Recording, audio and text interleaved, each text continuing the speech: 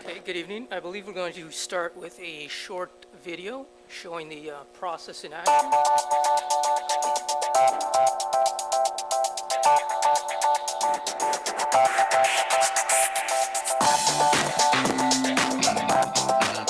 The original concept is how to integrate or make better use of the Quebec-Windsor corridor. But our group quickly realized that's not the actual extent of the region, and the region is much more expansive than that. And we're talking Chicago to New York. All the black and red dots, these are the major airports. There are tremendous challenges, one of the biggest being the border that runs right smack through that. So we're not just looking at moving people, we're looking at moving goods, but we're also looking at moving everything by air, by rail, by truck, by water. So it's scale upon scale upon scale. We have conversations about very big things about governance. How do you handle transportation over two provinces, over multiple states? How do you handle passing over these borders, but also projecting into the future? We don't know what's going to happen. Our giant opportunity is to be the sort of gateway for this massive region. The interesting thing is perhaps that we're trying to apply these different scenarios. So for example, what if peak oil happens and we have to change the way that we live? What if global warming continues and that New York City is flooded and suddenly all this commerce or everything has to redivert itself to Toronto? How does that all impact transportation of people and goods along this corridor? If we can be the natural sort of hub for this region, that enhances our potential. And we think we found lots of ways through moving people that we can enhance that advantage.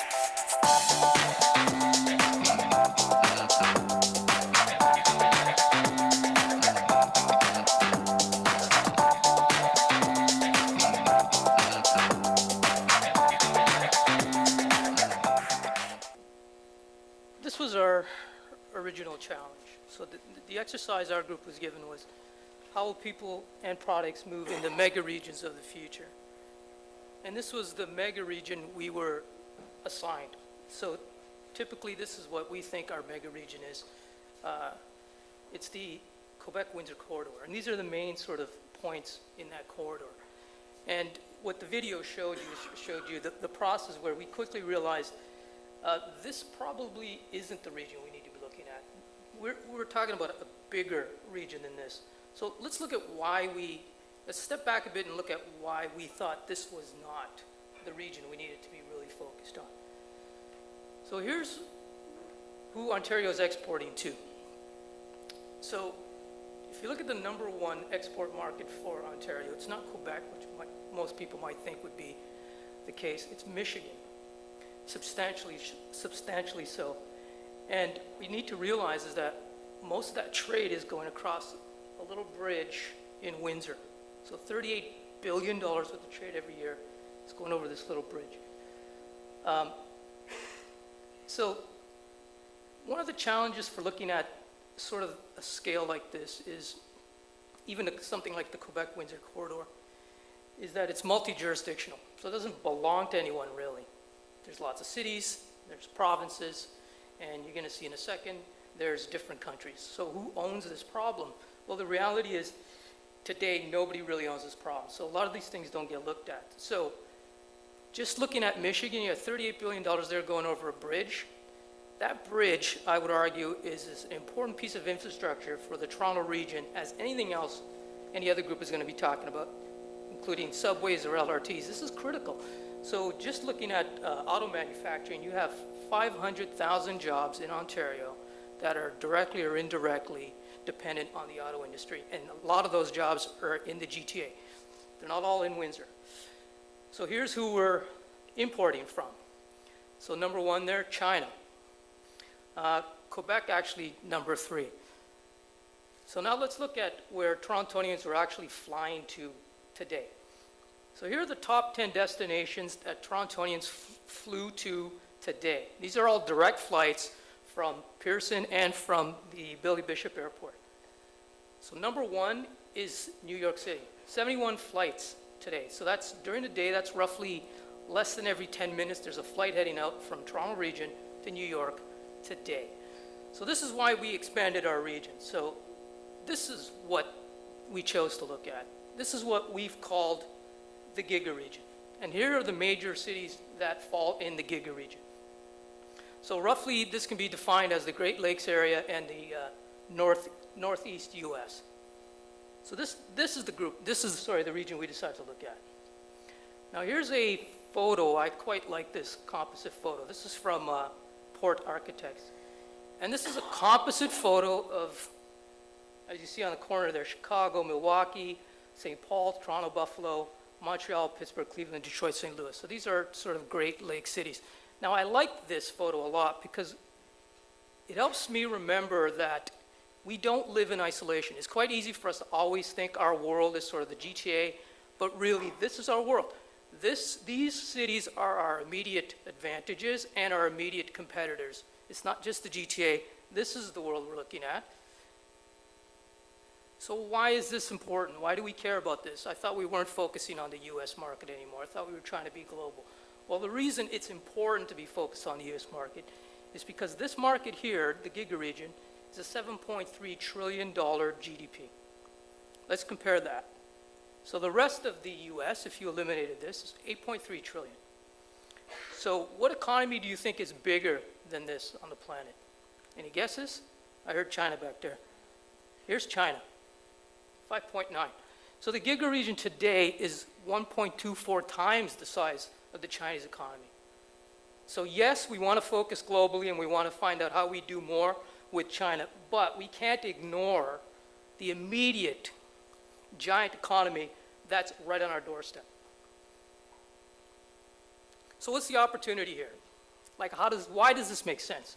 Well, it makes sense because Toronto's actually in a unique location and has unique advantages in this region. So here's a 500-mile radius map of Chicago, identifying how many Americans and Canadians fall within that circle.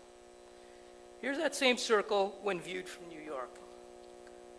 And now here's Toronto. Actually, more Americans within 500 miles of Toronto than New York. Mind you, they do have an ocean bordering them, so a bit of a disadvantage. But substantially more than those other two spots. What other advantages does Toronto have? Well, it's actually quite well situated today as a gateway, and possibly even better situated in the future if climate change allows the Arctic gateways to be practical. So that would be Churchill, Manitoba, and the possibility of Moosonee, Ontario, which actually is about the same distance from Toronto as Quebec City. So you can have a Pacific port closer to this market than anything exists today. So the Asia-Pacific Gateway, Prince Rupert, we'll talk about when we look at rail, and of course the sort of NAFTA gateways and the US gateways. The other advantage Toronto has is its amazingly diverse economy, one of the most diverse urban economies on the planet. It has critical size in quite a different set of industries: media, arts, manufacturing, technology, finance, goes on and on. So it also has the possibility of being a sectoral gateway or a cluster if it connects to these other clusters. And the reason that's important, because if it can connect sectorally and be sort of a strong representative for the region, is that it could be the input and output point for supply chains, for global supply chains into the region.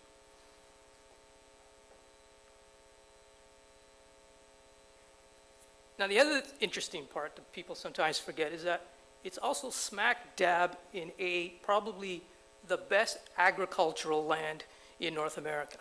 And in fact, what you see there, Toronto and Chicago, are two of the largest food hubs in North America, the other being Los Angeles. So substantial food and agricultural gateway possibility also. So what's the opportunity? How do we make this gateway thing practical? So we came up with what we called the Fast Track 2040 plan. And we looked at four modes: rail, air, water, and of course, the mode I can't remember now. We'll get to that when we get to that, I guess. Road? No, it wasn't road. So this is freight. So what you see here is the current freight. These are key freight lines moving goods in and out of the region. What's really interesting here is that little container image on the side there. This is how long it takes to move a container of goods from Shanghai to this region. So typically that's Chicago because it's coming from the west. So if it's coming from LA, which is the largest port on the US western seaboard, it's going to take 19 days. If it's coming from Seattle, it's going to take 18 days. But if it's coming from Prince Rupert, which you might have heard of when we're talking about oil pipelines, if it's coming from Prince Rupert, it's 16 days. So it's a 2 to 3 day advantage. So not only is it faster, it also turns out that it's cheaper because the way it's graded, it's actually more sustainable to get goods from Prince Rupert. So one of the key things for us in terms of the mode, the freight mode, is how do we take advantage of that? How do we make sure that goods coming from Asia are not going from Prince Rupert to Chicago, but instead are going to Barrie, Toronto, whatever? How do we create a mode there that allows us to, an intermodal mode that allows us to shift freight to road to short haul rail? So that's the opportunity that exists for freight. I just wanted to mention also that this is one of the few transportation areas where we're doing better than the Europeans, because most cargo in Europe is actually by truck. Very little of it is by rail. And in North America, we actually do a lot of it by rail. So it's a real advantage for us. So the other mode we want to look at is high-speed rail. So this is actually the critical sort of transportation piece for our project. Nothing works without this. We need this to happen. It's late, but it's still necessary. So this is a map that comes from America 2050, who is an independent group that's sort of looking at these big picture things in the U.S. So, and I've added what we'd like to see, what our group has added, what we'd like to see in Canada. So that's Montreal to Detroit. Sorry, that's that BRP. Sorry, Quebec City to Detroit to Windsor. So now we're going to talk about airports. So here's a map of the flights leaving Toronto this week, just to give you an idea of where they're going. So the green one, there's 2,500 flights are going to the Gigaregion out of Toronto. And we're going to talk about why that's important in a second. So let's look at modal shift air. So our group spent a lot of time here because we thought there's a real strong connection between air and high-speed rail. So Toby's talked a bit about Pearson Airport and their challenges. Now, when are you anticipating full capacity for that airport? 60 million passengers, anywhere past 2030. So 2030. So what happens after that? Do we build more airports? Is Pickering coming on? We don't know. But that's, somebody's looking at that. But there may be other opportunities. Now, it's not all about building more infrastructure, though. I'm a big fan of that. Our group wants more built. But there's also the opportunity to shift how we're using some of this transportation.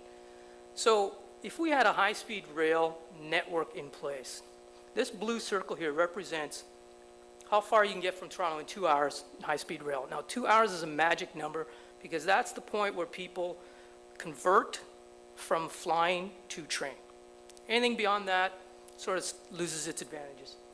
So that circle is almost that entire region. So there's a real strong opportunity to move those 2,500 flights from air to train. Why is that important for the airport? Well, it's important for the airport because, as you just heard Toby said, they're going to reach their capacity in 30 years. Now, you can think of an airport like a restaurant. So a restaurant is limited by the size of its kitchen, and an airport is limited by the amount of runways they have, which I think you're planning to build another one more, but that still doesn't give them, that's their 30-year capacity. And you can think of a restaurant's tables like an airport's gates. So again, the airport's going to expand, they're going to build more gates, expand their terminals. So like a restaurant, tables, the restaurant has two goals with its tables. Turn them over as fast as possible so you can seat more people. And try to get people to spend as much money as possible per table. So you'd rather have a big party ordering lots of entrees as opposed to one person milking a coffee. So it's the same thing for an airport, right? So it's got its gates, and they're turning them over as fast as they can. But there's real value in having those gates loaded with large airplanes flying out of the Gigaregion as opposed to smaller airplanes flying within the region. There's more money in it.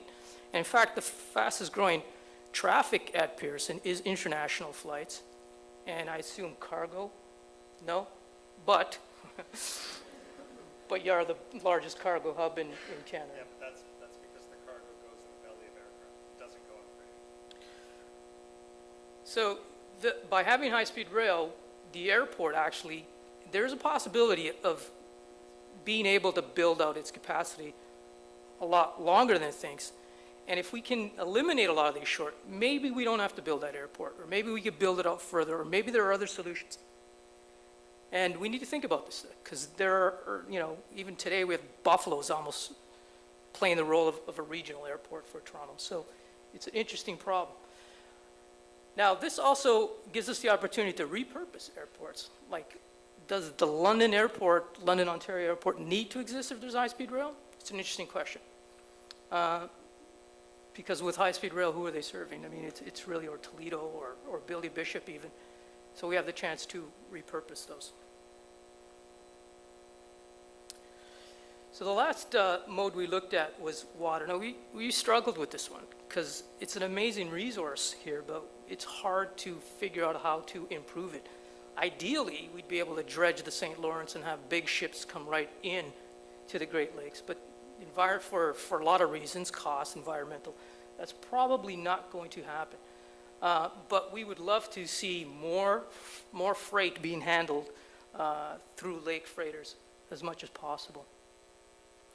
And we also looked at possible cruise ports. So this is another underutilized sort of opportunity, is sort of a tourism gateway by having cruises run through this region. So again, I like this photo because this is one point in Canada where we decided as a nation we were going to invest in infrastructure, and it had greater goals than just moving people. It was an opportunity. And we think the same sort of situation exists today. Yes, it's about moving goods and people, but there's also a greater opportunity. That opportunity is sort of capture an economic potential that is less likely if we don't make these investments. So, we'd like to see improved border points. This is a big problem for anybody handling logistics, for example. And we'd like to maximize our infrastructure for economic advantage. So what's the plan? Well, the plan is spend on rail, not new roads. We need to build rail. And that doesn't mean sharing existing rail lines. We need the existing rail lines for freight. We need dedicated new lines for high-speed rail. And by the way, those high-speed rail corridors can also double up as an energy corridor. If we want to finally build a national energy grid we've been talking about for a long time, that might be a good place to have that run through. So we also looked at road pricing, and we looked at, again, the other opportunities that were there to make that happen. So what were the bold steps we identified? Road moratorium. I don't think we need to look at highways, building more highways as a solution. I don't think that's going to get us there. We need other solutions. So for us, the big starting point is build the high-speed rail. Get that Montreal to Toronto high-speed rail going. And by the way, I think the Quebec-Windsor is a terrible brand. Nobody is going to be excited about investing billions of dollars in high-speed rail if your endpoints are Quebec to Windsor, as if there's nothing beyond Windsor. I mean, I don't think it's called the Paris to Calais line, and they ignore that it ends at, there's this channel right there, right? Call it the Montreal-Chicago high-speed rail line. Call it the Toronto-New York high-speed rail line, so people can envision what it actually means. I think Quebec-Windsor, again, is not the right brand. So finally, our group is trying to get us out of looking at this as just another map and visualizing it as something like this, with Toronto at the center of it, and the opportunity that that supplies. Okay, thank you.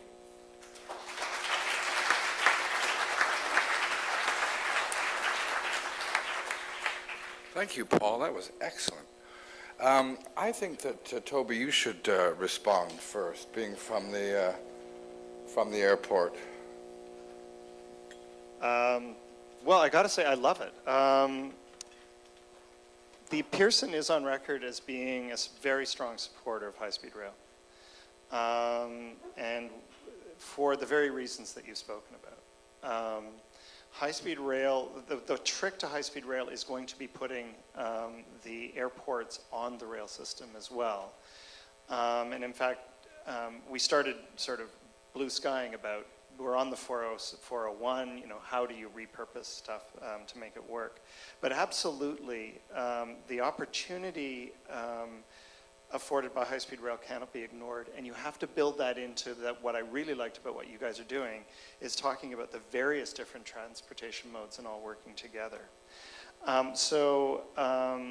The one thing that people also don't quite realize is that in their weak moments, officials in the United States do start speaking about Canadian airports as being what they call reliever airports for congestion in the United States. And that's because they've reached a point of stasis on their infrastructure where they're really having a very difficult time developing. Chicago has to do a reorientation of their airfield to maximize it. That's a $9 billion project.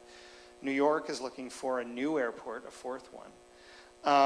And as a result, what's starting to happen, Canadian airports were completely redeveloped over the course of the 1990s and the 2000s. And as a result, we have capacity that we can build on. But the point that you make about transcontinental, trans-Pacific travel is absolutely critical. The one thing that gets incredibly frustrating when you speak about this is a complete lack of vision at the federal levels to match the regulatory regime that has to underpin that. Nothing is scaled to succeed the way you've envisaged it. You know, if you've been in a lineup for security or you've been in a lineup for customs, either way, what you're seeing is a system that is struggling to try to manage sort of fairly minor problems in a myopic way. Layer on what you're talking there, and you're going to have an attack of the vapors by a whole bunch of regulatory agencies that they're never going to recover from. So what is critical to this is defining success here. And I think you've done a nice job of that, of slapping people around and say, pursue what is success, build your project to meet that success. But unfortunately, as I said, what I get very pessimistic about the myopia that we deal with on a regulatory basis. Forget just spending on high-speed rail, because you pointed out we can't get constrained by ideas of cost too much. But it's and I've been in so many of these meetings, it's the quiet guy at the corner of the meeting who comes from an obscure regulator who goes, yeah, but, and then the whole thing crumbles away. And it's that lack of vision, it's that lack of really wanting to engage issues. So what I would ask is, I think it's a fantastic vision. I think it's absolutely right. I think it has to happen.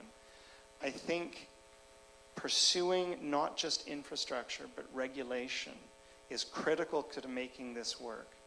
Because what we see constantly is projects being constrained by very short-term regulation. So applause, that's terrific.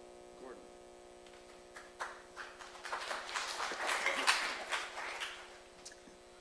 I too thought it was a great presentation. Rail is key to a lot of things. We talked about congestion in the last presentation. Rail can have a huge impact on the congestion that goes on in our cities. Companies like UPS were a massive user of rail. In the US, I believe we're the largest single purchaser of rail traffic. In Canada, everything long distance moves rail. So if it's going to Edmonton, Calgary, Vancouver, we're taking the little trucks back to our building, we're loading them in the trailers, putting them on the rail, and off they go. But short haul just does not work in Canada. So short haul, if I've got 5 trailers tonight that have to go to Montreal, they're all driving down the road. They're all creating pollution. We can solve a lot of woes by getting that high-speed network, making it reliable. We all know it's far more sustainable moving freight on rail than it is over the road. It's better for everyone. So I think we have to find a way to work with government to increase our rail structures, get them reliable on the short haul. Then the number of vehicles that could be taken off the road would be staggering, just in my business alone. And think of all the other companies out there that are doing the same thing. I thought some of your statistics were very interesting. I had no idea that the Gigaregion was bigger than China. Everything you hear about in the news is China this, China that. And yes, they're a very important trading partner. They're going to continue to grow, maybe at an exponential rate. But it was interesting to know that locally in the Gigaregion, it's actually bigger. And I think a lot of times we ignore that. Water transportation, locally, I mean, obviously international, we're one of the largest movers of containers around the world, but locally, really nothing happens other than raw materials. You guys probably use water for bringing in some of your raw materials. It'd be great if we could find a way to make it commercially viable so that we could move containers of freight from Chicago to Toronto. Who knows how many hundreds of thousands of trucks a year are traveling that route. Again, more sustainable, lower emissions, could solve a lot of congestion problems. So why can't there is no viable commercial way for it to happen today. If there was, we'd be exploring it. Rail between here and Chicago is not overly viable. We'd move everything over the road to Chicago, where it gets split and sent all over the U.S. I'd love to load rail containers directly into the U.S. from here. The infrastructure's not there. The regulations don't work. There's a lot of things that bear it. But it's something where we have to move to. Yeah, and we're in the same place. We can't ship product to Chicago either. I mean, we can do it physically, but economically, it's very difficult for us to move product from Toronto to Mississauga, building materials, cement in particular. So we do use water, we do use rail. For long distances, not short distances. Obviously, short distances are freight for us, and that is the vast majority. But we definitely move product out to the Atlantic provinces by water. We move product into the western part of the Gigaregion some by rail, a lot by water, and then we move product to Alberta, mostly by water and then rail. That's how we make it work. So I'm gonna be fairly brief and say, number one, it was quite an education for me. We're doing work right now on the Great Lakes St. Lawrence region to better understand it. Some of the statistics you put forward, I understood, but you've really crystallized it for me. I think that's I want to say thank you. That's very impressive. So I was aware of it in concept. Now I'm aware of it physically and mentally. I'm gonna say one word when I saw your presentation, and the word is interconnectedness. And interconnectedness at so many levels is the light bulb, my discovery. So I would say the interconnectedness between industries and how it affects each region, I think, is vitally important. So are we in Toronto the value-added piece of the supply chain, or are we the raw material piece of the supply chain? And how do we interconnect with the various different other regions so that we build ourselves as a society, as a as a region better. So interconnectedness around industry, interconnectedness around regulations. You talked about the movement of goods across the border. You talked about the bridge. We do move goods across the border. We don't move goods across that particular bridge. We stop at the bridge. But regulations, I think, are right now a hindrance, not an incentive to move products across the border. I'm sorry, I can't read without the lights. The universities and the expertise that the various different universities have. The Gigaregion is arguably the home to some of the best, if not the best, universities in the world. So what does that mean to us? What does that mean to the Gigaregion? What does it mean to Toronto as part of the Gigaregion? What does it mean to the educational institutions that we've got nearby? Education of the workforce. So how does the education of our workforce in our region differ from the other regions, and how do we capitalize on that? And then the concepts around unionization. What does that mean? What's that mean, unionization in Toronto versus Montreal versus Chicago? And how does that affect the quality, the cost of the goods that we produce? So interconnectedness is what I would say is my word coming out of your presentation. So thank you very much. Well, I thought it was a great presentation. I like the fact that you questioned the premises of your original definition of the region, and when you started to look at evidence, you came up with a totally different definition. It was a very revealing and refreshing look. A few quick comments. One is in a different context. David Suzuki has been making the point recently that the big issues of the day are not bounded by national boundaries.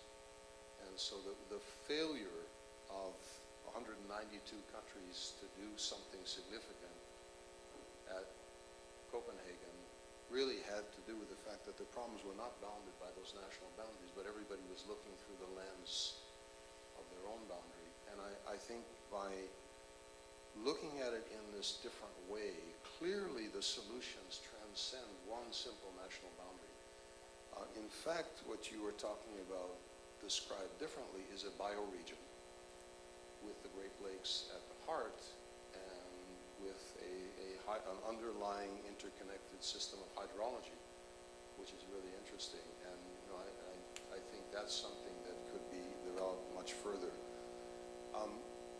An example that occurs to me of thinking not at a kind of microcosm, but the same principle as what you're applying. I'll give two examples. I worked for a number of years in the Netherlands, and the idea of the Randstad, the ring city, which links Schiphol as an airport, Rotterdam as a port, and a series of interconnected cities, all linked by rail around the green ecological heart and agricultural heart of the country, takes this holistic way of thinking about all the issues where transportation is not isolated, but it's really it's at the heart of a way of life, which enables people to live anywhere on the Randstad. And you go from the biggest elements, Schiphol and Rotterdam, to trains, to taking a bicycle on the train, to getting on a tramway, to eventually walking when you get to your destination. In other words, you go from the aorta down through a system of veins and arteries to capillaries, and you're understanding the whole body. And I think that's what could be really interesting as a further development of this. Clearly, this is a final comment actually about both presentations to make a link.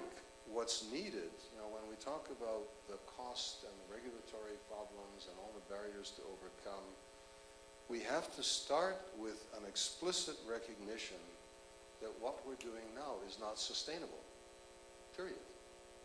And so if you look at it that way, the issue is not the cost, it's the opportunity cost of not doing this. It's a totally different way of looking at it. And I think the way that this has to be sold to the public, whether we're talking about shared rights of way or we're talking about a whole new way of looking at our region, is it has to get personal. You have to explain this to people in terms of the assumptions they're making about their lives, their children's lives, their grandchildren's lives, that a lot of the things that they're assuming based on the way they live today are not going to be there for them in the future. That we're on a collision course, and in order to make the change, what it's costing people in time and money to move, just to stick with the mobility theme, it's just not going to work anymore, and we have to make this shift. And I'm going to end with the elephant in the room, and that is the cost of energy. And I think everyone is aware of Jeff Rubin, former chief economist at TD Bank, who's on a second book tour, having written a really important book, Why Your World is About to Get a Whole Lot Smaller. And his current book, The End of Growth, really talks about the profound changes that are going to occur as the cost of energy continues to rise and we get into more and more expensive petroleum. And one of the points he makes, which fits absolutely into this Gigaregion concept, is the revival of local manufacturing and agriculture. That at some point, the shipping of goods from halfway around the world, or of foodstuffs from halfway around the world, becomes such that the differential in labor costs is less important than it is today, and he's predicting a revival of all of these things happening closer to home. So it absolutely ties into the whole revival of rail. And lastly, I keep saying the last point, this really is the last point, redundancy.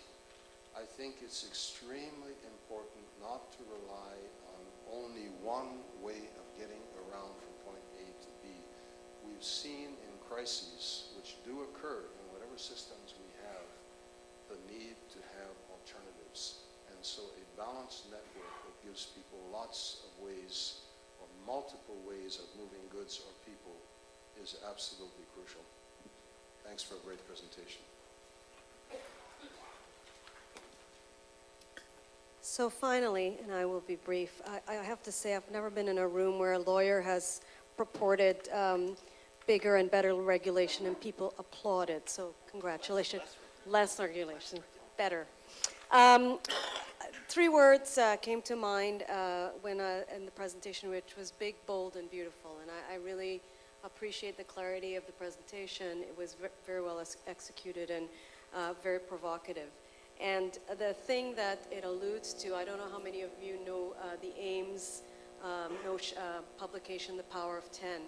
And that every time we change the frame within we look at the same object, we see things from so many different perspectives. And in the book, there's a photo of a couple on a picnic in a park in Chicago, and they zoom in times 10 to their DNA in a hand, and then they zoom out, and you're in the galaxy. And then each time the frame changes, your whole understanding of what you're looking at dramatically transforms. And I think that's what this project, I think, does, and what's so evocative about the project is we start to look at the same thing that we've been looking at in a completely different perspective. And it enables us to see the problem differently and the solutions differently. And it is of the scale, Ken just alluded to it, many of the solutions to some of our immediate problems have to come from looking at a much larger scale. So climate change. We can't actually see it when we're standing here, but we have to step back outside, and see a picture of the ozone hole, or see, the urban heats of mapping of our cities at a much larger scale to understand that the solutions we need to that problem are sitting outside of the immediate. So it's really, I think the combination of the two projects, very fascinating, because the first project, Shared Spaces, really tries to take a very tactical, practical, immediate approach to what seemingly immediate problems. And then the Gigaregion, they could very easily be happening simultaneously in terms of solutions because it's framing a kind of the broader problem. And if you think about things in a systems way, which we try to do a lot where at Metrolinx, then they're all connected. And as David Cromley says, it's the bioregion, everything's connected to everything else. So one of the things that I truly appreciated about the project was its ability to actually suspend the challenge of the immediate and try to look at a scale that probably can come up with solutions that are quite different than we're used to. The other thing that I wanted to just highlight is this, in the same notion, the movement of freight at that scale, how it interfaces with the movement of goods and freight at the immediate level is a big question mark for me, because the proposition that we invest more at the scale of the Gigaregion in more rail so that we can move more freight off the road onto rails, that in principle is sound until I thought selfishly about our GO network, which is an existing corridors that we share with freight, and we can't even get enough passengers moving.